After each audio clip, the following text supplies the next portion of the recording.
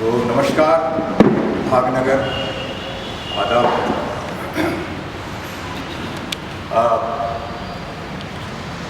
मेरी टॉक ज़्यादातर अंग्रेज़ी में रहेगी, मगर permit me to use my language, that is Hindustani, a mixture of Urdu and Hindi. And I'll be using some Urdu couplets, और हो सकता है कि वो उससे आप इसे पसंद करें। हर हैदराबादी को पसंद करना चाहिए। अब आपकी जिम्मेदारी है कि सुनिए और अप्रिशिएट कीजिए। So before I start my talk, let me express my gratitude to Telangana for allowing me to come here and tell something about our city. My deep sense of gratitude to Srimati Bhargavi, कि उन्होंने मुझे एक नए platform पे लाके खड़ा किया। वो टॉपिक जो मेरे दिल के करीब है, बिकॉज आई एम पैशनेट, और whatever she has spoken about me, I am very thankful to you. ख्वाहिश नहीं मुझे मशहूर होने की, ख्वाहिश नहीं मुझे मशहूर होने की, आप मुझे जानते हैं, बस इतना ही काफ़ी।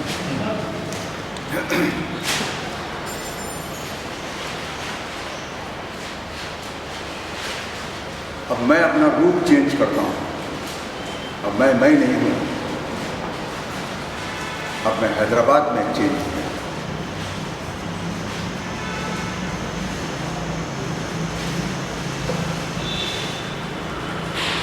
मैं हैदराबाद हूँ।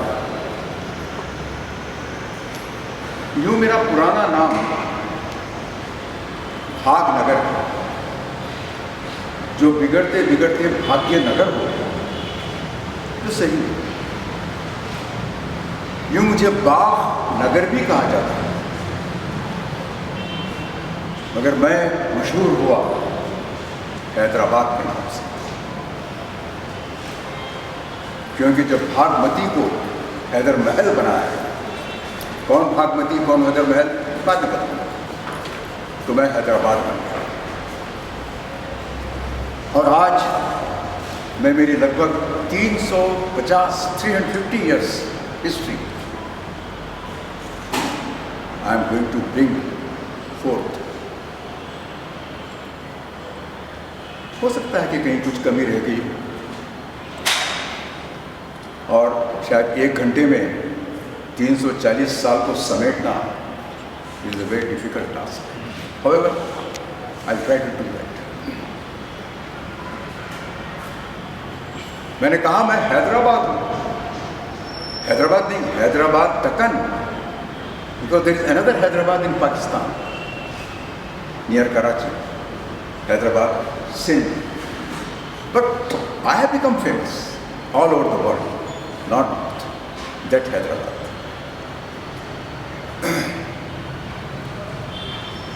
Poets, writers have written extensively about me. Mullah Bajahi, a Qutub Shahi poet, says कि दक्कन मुल्क बहुत ही खासा है, स्पेशल, और तेलंगाना उसका खुलासा है। It's very special thing. About 400 years back, there was a mention of Telangana. तो दक्कन मुल्क बहुत ही खासा है, तेलंगाना उसका खुलासा है। दक्कन है नगीना, दैट इज जेम। दक्कन है नगीना, अंगूठी है जब, अंगूठी को हुर्मत नगीना ही लग। किसी ने कहा कि बहुत खूबसूरत शहर मैंने देखे, मगर तेरा जादू कहीं भी नहीं है। अगर प्यार और मोहब्बत की धरती कहीं है, तो बेशक नहीं है, नहीं है, नहीं। किसी ने कहा इसका दाना मीठा, इसका पानी मीठा, इसकी बानी मीठी, इसकी रवानी मीठी। बहुत से लोगों ने बहुत सी बातें कही। Somebody called me as the city of horns and pearls. Matthew Arnold referred me as the city of dancing minarets. Pandit Nehru had referred me as the heart of India. One important thing which I would like to tell here is, whoever has come to my place has never looked back to go to his ancestral place. चार मीनार, मक्का मस्जिद और मूसी का पानी। चार मीनार, मक्का मस्जिद और मूसी का पानी। अरे भाई, एक बार जो आए मुसाफिर, क्या घर लौट जानी? एक बार जो यहाँ आता है वो घर लौट के नहीं जाता। Am I right? शहर का, am I right? But then I have got a rich culture. I may be called as a cultural bowl of rich traditions, culture. People from Kashmir to Kanyakumari, Assam to Gujarat, they're all. There has been a synthesis of the culture brought by Qutub Shahs, by Asaf Jahs, by Mughals, and later on, after the independence, many more people came here. But now, before I tell something about me, Hyderabad, I'd like to take you to my ancestral place.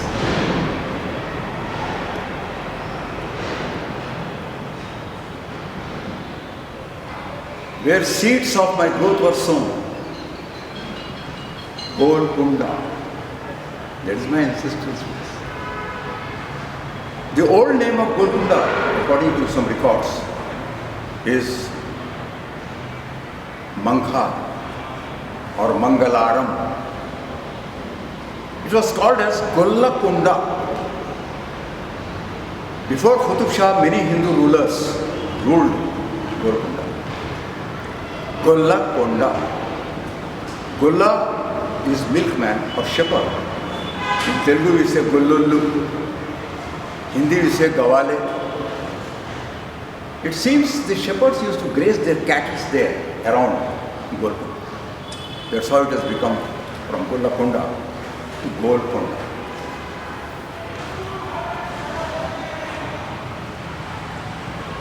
Sultan Khuli Qutbul Mulk, a Bahmani governor, took charge as the governor of Golconda in 1518. After assuming the charge, he declared his independence, established the Qutub Shahi Empire in 1518. He was the first Qutub Shah. He had a very long life, 90s. He developed the fort, which was of a mud, dilapidated, small, and named it as Muhammad Nagar. But that name did not last long. Still, my ancestral home is known as Golconda. Unfortunately, the first Qutub Shah was killed while he was praying at the instigation of his son, Jamshed Quli, because Jamshed was getting older और बड़े मियाँ तो बस रहते ही जा रहे हैं, उम्र बढ़ती जा रही है, तो भाई मैं कब बनूँ बादशाह? तो बेटर यही है कि बड़े मियाँ को ख़त्म कर दूँ। फिर उसके Jamshed became second ruler. He was not loved and liked by the subject. During that time, his younger brother, Ibrahim, fled Golconda and took refuge in Vijayanagar. That I will tell you later. After 7 years, Jamshid died, leaving his 7-year-old son Subhan to become the third Qutb Shah. But the nobles, courtiers, the generals were not happy with their child as the king. So they persuaded Ibrahim to return to Golconda and take the reins of Golconda in his hand. Ibrahim returned with his wife, Bhagirathi, a Vijayanagar princess. See the twist of destiny. He came here and became the fourth Qutb Shah. He was there for 7 years, so he became proficient in Telugu. He was a very kind-hearted king, loved by his subject, by Janata. And people used to call him as Abhirama. From Ibrahim, they used to call him as Abhirama. In his court, there were many Telugu poets. Danki, Harihara, Govindrajan, Sri Hari. They were all Telugu poets, great Telugu poets. That means he encouraged Telugu. So you may call that he was a secular king. Two important things happened during his reign. Number one, he built the first bridge over Musi, known as Purana Pul, linking the north and the south. Purana Pul. And he founded Ibrahim Patan, Ibrahim Bagh, and a big lake in Ibrahim Patan. After his death, his second son, जो मेरा जन्मदाता है, हैदराबाद का जन्मदाता, मोहम्मद कुली Qutub Shah, he became the next king.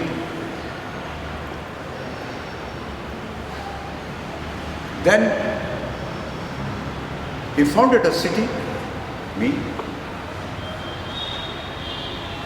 and after his beloved wife, Bhagmati, gave the name as Bhagnagar.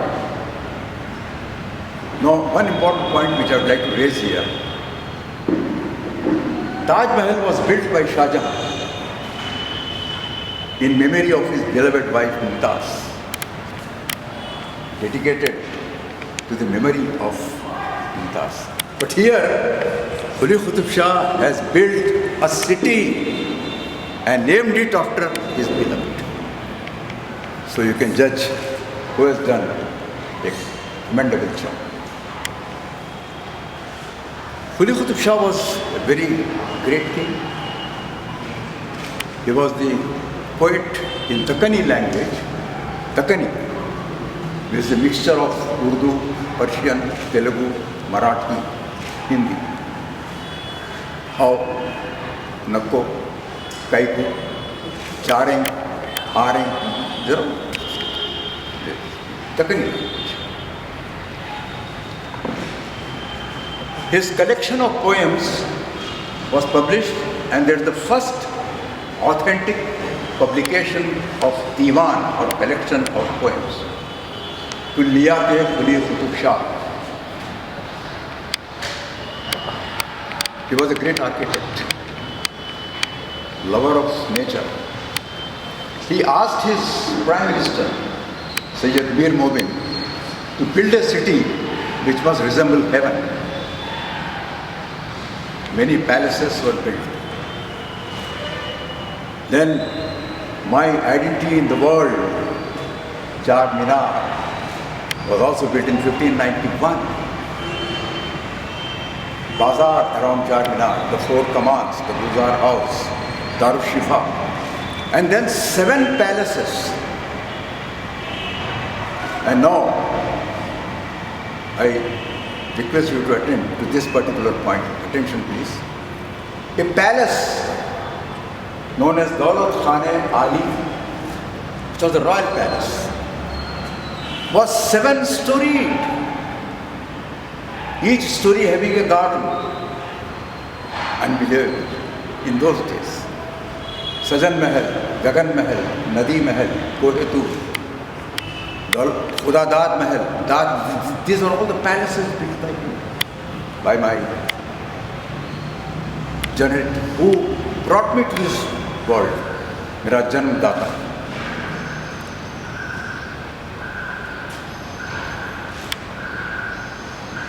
When he died, as he had no male issue, his daughter Hayat Bakhshi Begum was wedded to his nephew Sultan Mirza, who was the son of his elder brother Muhammad Amin and Khanam Agha. I request you to pay attention to this.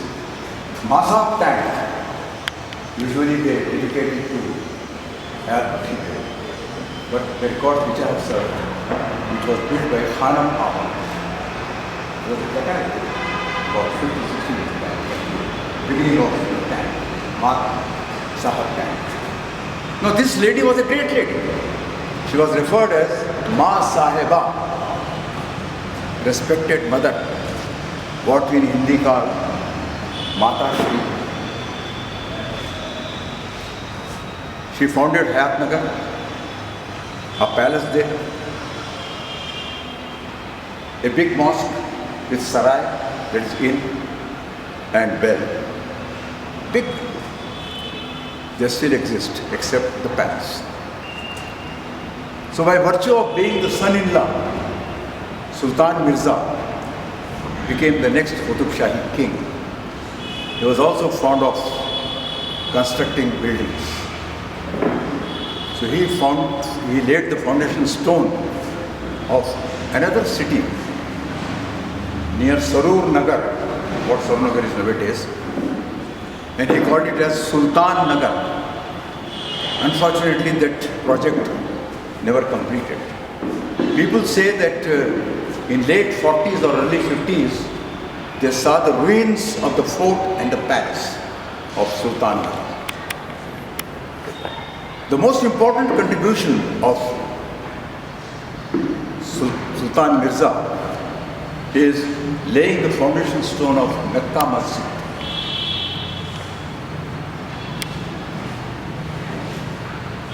When he died, his son Abdullah Qutub Shah, who was very young, he became the next Qutub Shahi king. Abdullah Qutub Shah was a pleasure seeker. He built the Gosha Mahal Palace. Only the Baradari remains now.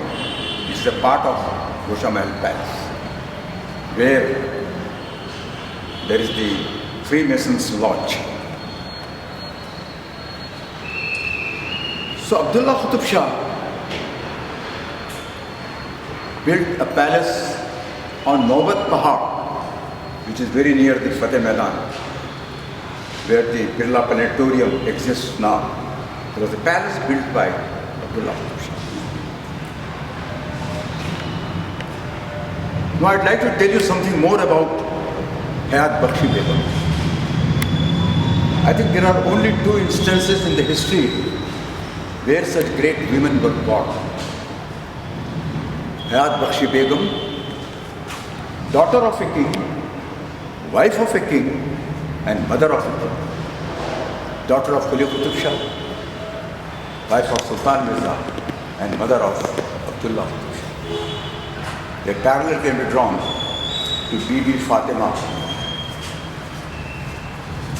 daughter of Hazrat Muhammad, who was married to Hazrat Ali, the founder of Shia sect of Islam, and mother of Hassan and Hussain, who were martyred in Karbala. Now coming back to Abdullah Qutub Shah. Abdullah Qutub Shah had only 3 daughters. The eldest one was married to the eldest son of Aurangzeb, Ahmad Shah. Second was married to an Iranian general, and they were then on a lookout for the bridegroom of the third daughter. So on the advice of the guru or murshid of Abdullah Qutb Shah, Shah Raju Khattar, whose shrine is in Misriganj, Old City. The third daughter was given in marriage to his very pet disciple, Abul Hasan, who was fondly called as Tana Shah. So the third daughter was married to Abul Hasan Tana Shah, and the last Qutb Shahi king was Abul Hasan Tana Shah. Abul Hasan Tana Shah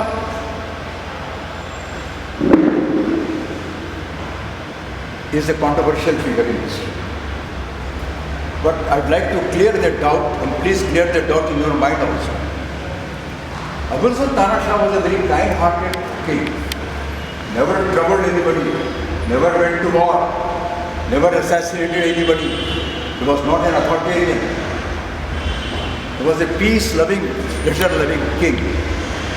But yet now, in the 20th century or before, whenever there is a reference of a dictator or an authoritarian king or ruler or leader, we call him as Tana Shah. And the famous slogan, Tana Shahi nahi chalegi. Why that poor man is attacked when he was not a dictator? He was not cruel. He was a very peace-loving man, a very secular-minded. Why? Because he had many great Hindus in his darbar. Akkanna and Madanna. Akkanna was the finance minister and Madanna was the prime minister. Rustum Rao, Venganna, Peddanna, they are all the generals of Tana Shah.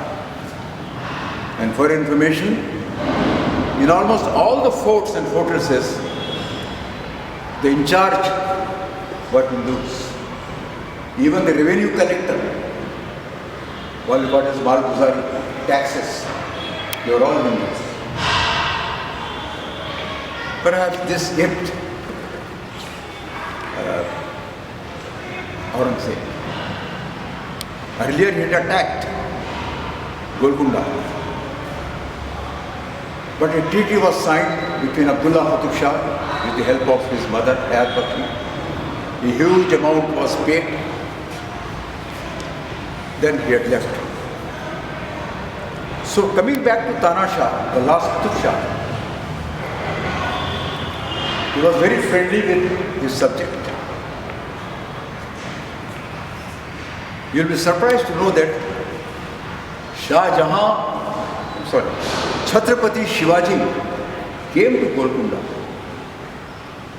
in 1670s.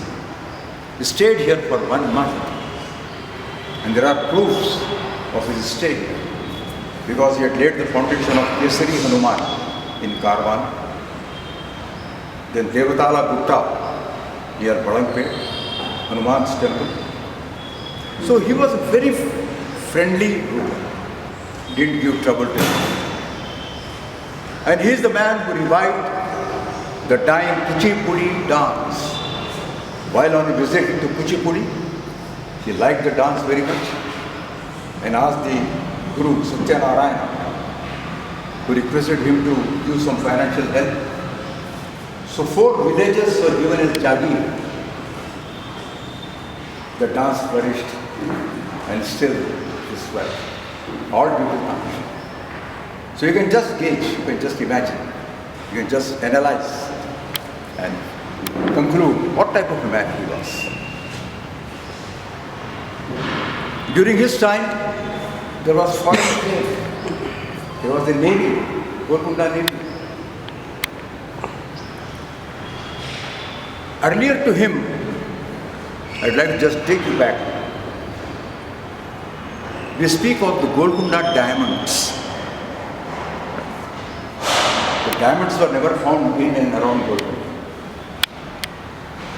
They were found in Vajrakattur, Kullu, Paritala, Krishna Basin, Godavari Basin. which are all under the Qutub Shahi king. The kingdom extended up to Srikakulam, a part of Tamil Nadu, part of present Maharashtra, a part of present Karnataka. Such a vast kingdom, I think bigger than the Mughal Empire. But as you know, the South Indians are relegated to second place. The historians never gave importance to the South Indians. It is not now, it is right from the Vedic days. The South was ignored. It is another story. So Aurangzeb was looking for a chance to attack. In 1687, he attacked Golconda, laid siege to the fort for 6 long months. He could not enter the fort. So you can just imagine the high-profile arrangement which could have been made by Tana Shah for his subject inside the fort. Unfortunately, which has been a part of our Indian history, connivance, treachery. So two Qutub Shahi generals, Abdullah Khapani and Ranmast Khan, they joined hand with the Mughal generals. A gate was opened. The army entered on the 21st of September 1687, and Golconda was captured. That was the last day of my ancestors, Qutub Shahs. How great, how pious, how religious Tana Shah was. An interesting example. When the Mughal generals went to arrest him at Bala Hisar, you will be surprised to know that he was taking his breakfast. Golconda is gone, but he is sitting quietly, without any trouble, without any figure. He was taking his breakfast. These generals were astonished. They asked him, how come that you are now being arrested? Your kingdom has gone and you are sitting at the breakfast table. So he said, I have seen the life, the rise and fall of various things. I am not bothered. God has given me the title of a king and God has taken back that title. The most interesting feature of Tana Shah is he lived for 70 years. And his lifespan can be divided into 5 equal years of 14 each. First 14 years, he was in Golconda Fort, languishing. Nobody paid any attention to him. Next 14 years, from 15 to 28, he was a pupil of Shah Raju Khattar. He served his master in the Khanqa or monastery. Next 14 years after his marriage, he was again brought to Golconda. Next 14 years, 42 to 56, he ruled as the last Qutub Shahi king. And then when he was imprisoned at the age of 56 and kept in the Raigir fort, that is Daulatabad, he died at the age of 70. So 14, 14, 14, 14. And see the irony. He is buried in Khuldabad. Khuldabad is about 12 kilometers from Daulatabad, where Aurangzeb is also buried at the feet of his master guru, Sheikh Burhanuddin. The tomb of Aurangzeb is in covered. There is a dome. There is a beautiful jali. Across the road, almost diagonally opposite, to the Aurangzeb's grave is the grave of Tanasha, open to sky. See the fate.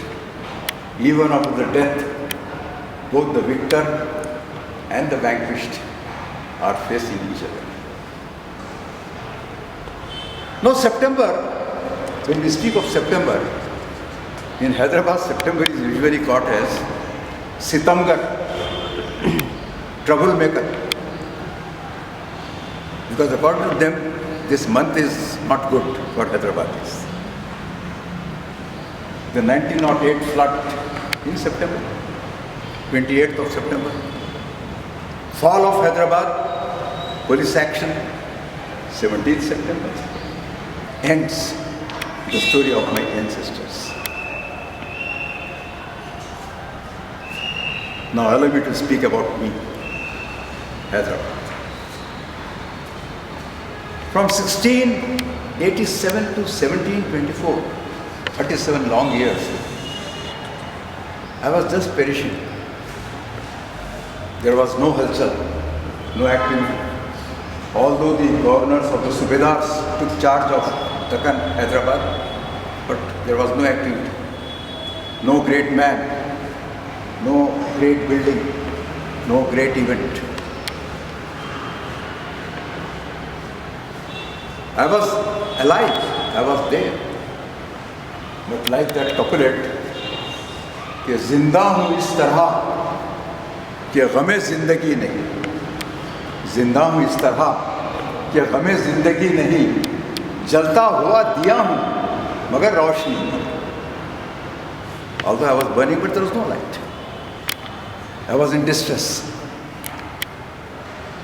Then came the year 1724, when the last governor or Subedar, Mughal Subedar, because Hyderabad had come under Golconda also, under Mughal Empire, Nawab Mir Khamruddin Khan.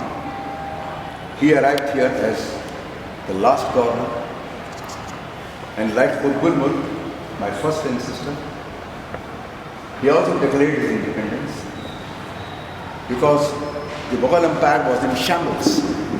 It was about to collapse. Ahmad Shah, usually you might have heard, Ahmad Shah Rangile, he was ruling as the Mughal Empire or king. So he declared his independence and established the Asaf Jahi Empire. Asaf Jah was the title bestowed upon him by the Mughal Empire, Ahmad Shah, and he was called as the Nizam by another Mughal Empire, Farrukh Siyar. Nizam means an administrator. Asaf, those who know something about the old history, Asaf was the Prime Minister of King Solomon. Asaf means a very wise man, Chatur, like Chanakya. So when he came here in 1724, a new lease of life was given to him. I once again became alive. So 37 long years gone, waste. Asaf Jah the first is Mir Khamruddin Khan. In my opinion, I stand to correction, was one of the greatest statesmen of India.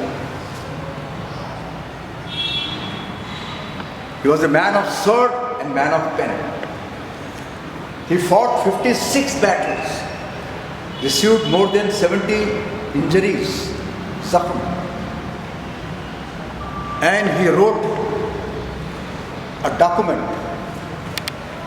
which is as important, as meaningful as Magna Carta. It was written by Lala Mansara. There are 34 points in that charter, 34 points. The original is in British Museum, London. The government should think of getting it back. So, Asaf Jah, he first made not me as the capital, but he made Aurangabad as the capital. not me. So Aurangabad became capital. He used to come to Hyderabad frequently. After his death in 1748, there was an infight for the succession. First, his eldest son, Nasir Jang, took charge.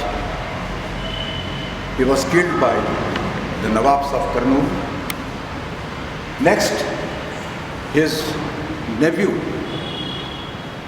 Muzaffar Jang, ruled for some months. He was also killed. Then next, Risalat Jang, he became the ruler, who ruled for 12 years. But none of them is called a Nizam. They are known as lesser Nizams. They have got titles, but not Nizams.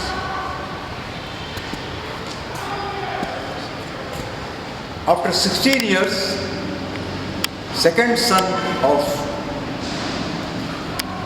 the first Asaf Jah, or the first Nizam, Nawab Mir Nizam Ali Khan,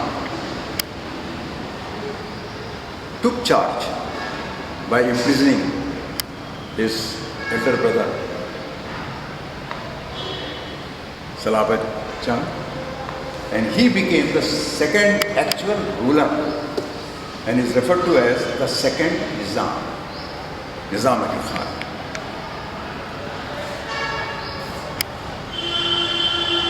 In 1762, he became the second Nizam. Next year, following year, 1763, he once again made me the capital, leaving Aurangabad. So that was a great year for me, for Hyderabad. 1763, when Hyderabad again became the capital of Hyderabad state. Nizam Ali Khan was a great man. Only one thing which I would like to mention about his rule, that a galaxy of noblemen are found in the history during his regime. You will not find anywhere else. Of course, in the period of Mehboob Ali Khan you will find.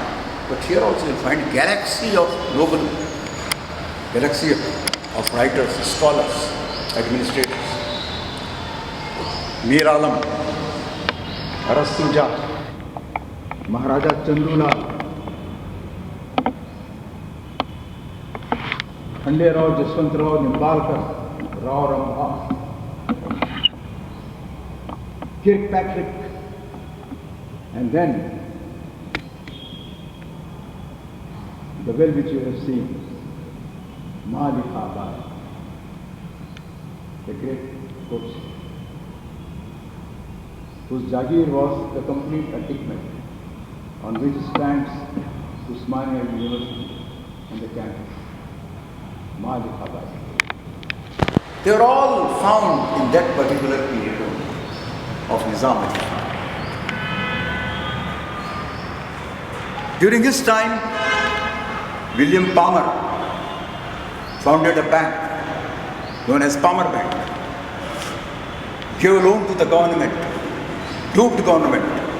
I think that was the first bank scam where the bank had to close down. William Palmer. Raja Bankati Das, a great Gujarati businessman, was also a member of that syndicate. So when Nizam Ali Khan passed away, the next Nizam was Mir Akbar Ali Khan Sikandar Jah.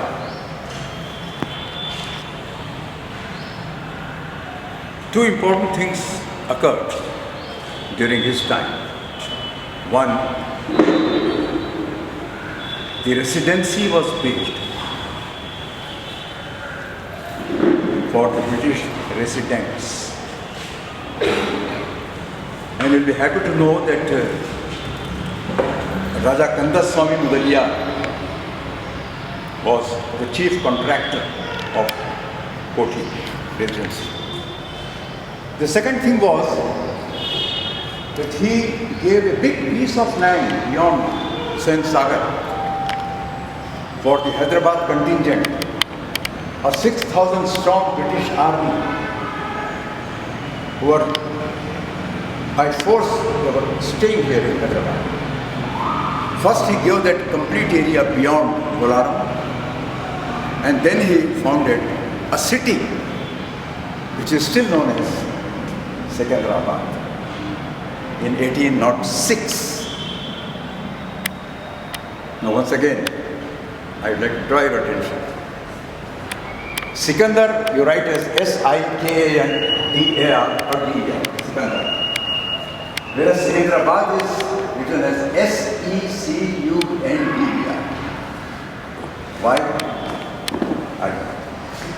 Why the historian distorted it from Sikandar to be S-I-K-A-N-D-E-R, it has become S-E-C-U-N-D-E-R. However, Secunderabad and Koti, these two were the great achievements of Sikandar. When Sikandar Shah died, of Farkhunda Ali Khan, Nasirud-Dawla became the next Nizam. Not very significant period, except that he was interested in promoting the cottage industry. So much so that the entire paper to be used in government was prepared at Kaghazi Gura near Puranapur. That apparently is still there. After the death of Nasirud-Dawla, his son Afzalud-Dawla became the fifth Nizam. Afzalud-Dawla was a very handsome man, very well built, like a wrestler, very strong. He built a palace in Chowmahalla called as Afzal Mahal.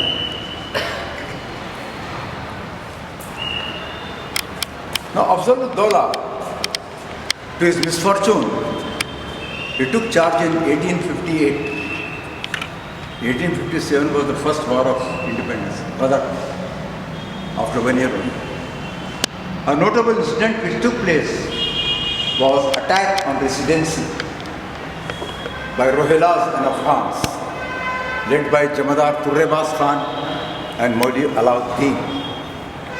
It was a very significant feature. And in those days, a very typical movement spread in Hyderabad. It is known as Wahhabi movement, which originated in Saudi Arabia, which is still strong nowadays. It is a highly fundamental and religious group. They only worship Allah, only Allah, not even Allah. They don't go to these shrines. They destroy the shrines. So that movement originated in Hyderabad during the period of Afzalud-Dawla. Afzalud-Dawla did not last long. His son, Nawab Mir Mehboob Ali Khan, became the next ruler. Very popular. The most popular of all the Sajjahs. So much so that affectionately was called as Pasha or Mehboob. So much so that many Hindu families took his name and gave it to their children, like Mehboob Raj, Mehboob Narayan, Mehboob Parshad, Mehboob Bibi, Mehboob Devi. So that was the culture of Hyderabad. When Mehboob Ali Khan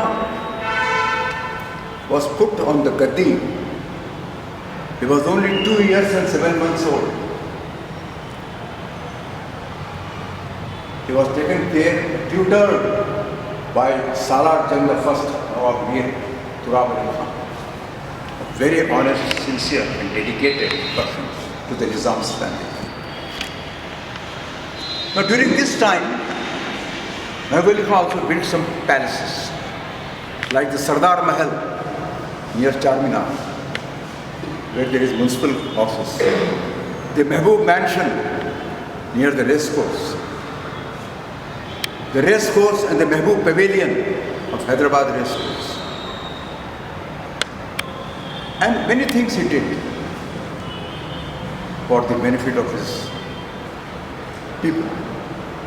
Like the second Nizam, his darbar was also filled with many aristocrats, nobles. The Salar Jungs, Salar Jung the first, Turab Ali Khan, Salar Jung the second, Layaq Ali Khan, Salar Jung the third, Yusuf Ali Khan, who founded this Salar Jung Museum.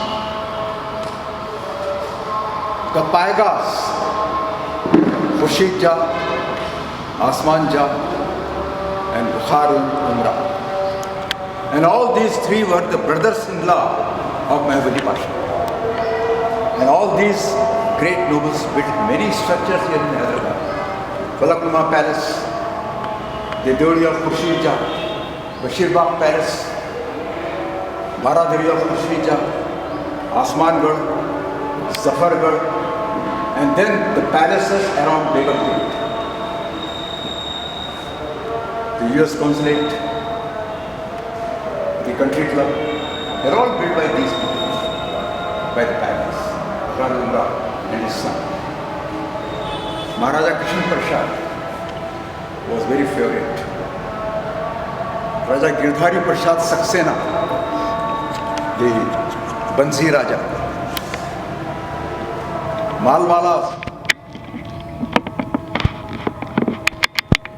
one of his family members was Ramkaran, where Agirti ji lives, Ramkaran Road of Malwala family.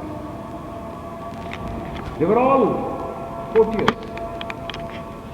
Aghornath Chattopadhyay, the first principal of Nizam College.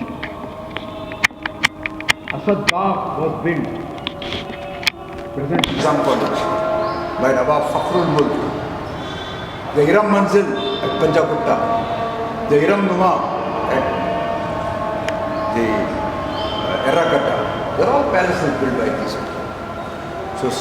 So rich, so great was the line of architecture in those days. Mehboob Ali Pasha met a very sad death. He died in Falaknuma Palace at the age of 42. And during his time there was the flash floods of 1908 for 3 days. A very ghastly incident. 15,000 houses, 10 were dead, many thousand houses were collapsed. He opened all the Havelis, his palaces for the suffering people. His charity, his philanthropic activities, his love for humanity, they are all very famous even today. That's why he was called as Pasha. Now comes the last Nizam, Nawab Mir Usman Ali Khan. After the death of his father, he took over as the last Nizam. And I think among the Asaf Jahs, after the first Asaf Jah, he was the most erudite